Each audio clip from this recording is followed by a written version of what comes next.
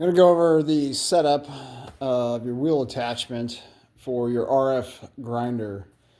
So you have a 6-inch serrated wheel that you'll get.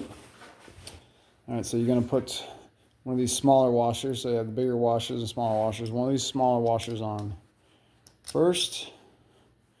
All right, then you're going to put that through your wheel. Then you'll put the other small washer on. All right. All right. Then you'll have 8 of these larger 1/2-inch washers. And then on the end of your tool arm, you'll have a threaded hole, and you'll thread that through. Start threading that through till you start filling it on the other side, on the inside.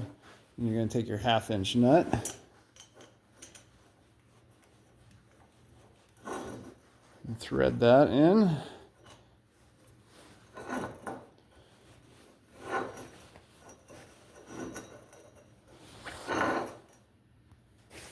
Then you want to take a wrench and just tighten that up a little bit. You want that to still run free though. Those smaller washers on this side and this side will keep it from binding, and that'll keep it tight, locked in there, this nut here. So that's your setup for your wheel.